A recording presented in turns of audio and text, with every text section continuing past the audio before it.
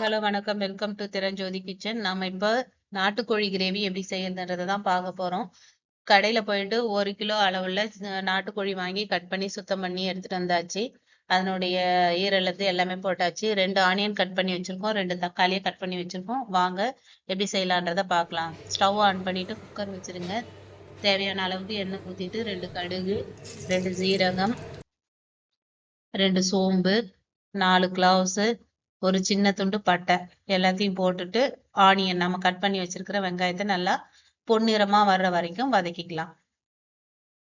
வெங்காயம் கோல்டன் ப்ரௌன்ல வரணும். அப்பதான் குழம்பு நல்லா டேஸ்டா இருக்கும், கிரேவியும் நல்லா பர்ஃபெக்டா இருக்கும். நல்லா வதங்கியாச்சு. இப்போ ஒரு 3/4 ஸ்பூன் அளவுக்கு இஞ்சி பூண்டு பேஸ்ட் ஆட் பண்ணிக்கலாம். பச்சை வாடை போற வரைக்கும் வதக்கிக்கலாம். நல்லா வாசம் சூப்பரா இருக்கு, நல்லா வதங்கிட்டு இருக்கு. இப்போ நம்ம கட் பண்ணி வச்சிருக்கிற தக்காளியை ஆட் பண்ணிக்கலாம். தக்காளி மேஷ் ஆகிறதுக்கு நம்ம சால்ட்டை ஆட் பண்ணிக்கலாம்.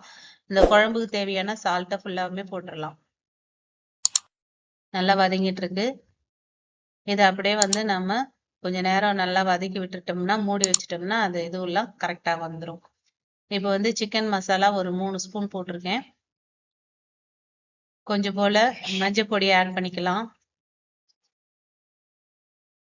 இது எல்லாத்தையுமே நம்ம எண்ணெயிலேயே போட்டு நல்லா வதக்கணும்னா கலர்ஃபுல்லா இருக்கும். பாருங்க எவ்வளவு தூரம் கலர்ஃபுல்லா இருக்கு பாருங்க. நல்லா வதங்கியாச்சு. இப்போ நம்ம கட் பண்ணி வச்சிருக்கிற சிக்கனை ஆட் பண்ணிக்கலாம். இந்த சிக்கன் கடையிலேயே மஞ்சள்லாம் தடவி அந்த நெருப்புல வாட்டி கொடுப்பாங்க, வாங்கிக்கோங்க.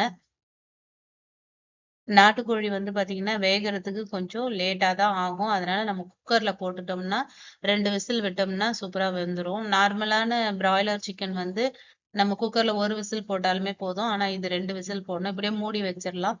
நிறைய தண்ணி எல்லாம் விடாது பிராய்லர் கோழி மாதிரி. இது தண்ணி கொஞ்சமா தான் விடும். பாருங்க தண்ணியே இல்லை பாருங்க. இப்போ தேவையான அளவுக்கு நம்ம தண்ணி ஊற்றிக்கோங்க. உங்களுக்கு குழம்பா வேணும் அப்படின்னா கொஞ்சம் உங்களுக்கு தேவையான அளவுக்கு கொஞ்சம் தண்ணி ஆட் பண்ணிக்கோங்க. ஏன்னா கிரேவி செய்ய போறதுனால கொஞ்சமான தண்ணியே இதுக்கு போதும்.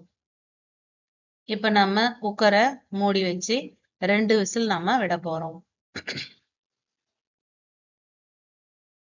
நல்லா கொதிக்குது பாருங்க. இப்ப நம்ம 2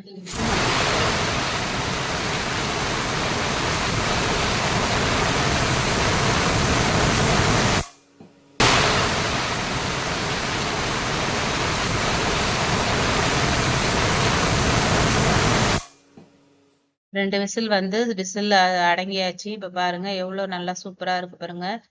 குழம்பு நல்லா இருக்கு பாருங்க.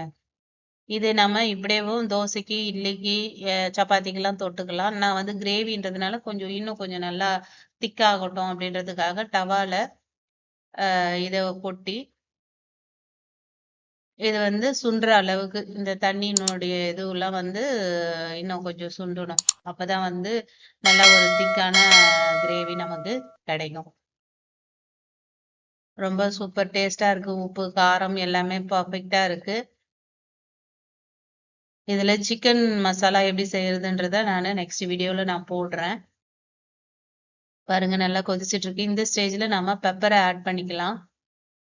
ஒரு 3/4 ஸ்பூன் அளவுக்கு நம்ம பெப்பரை ஆட் பண்ண போறோம். ஏன்னா கொஞ்சம் காரமா இருந்தாதான் நம்ம சாப்பிட்றதுக்கு கொஞ்சம் டேஸ்டா இருக்கும், இல்லைன்னா ஒரு ஸ்வீட்டா ஆயிடும்.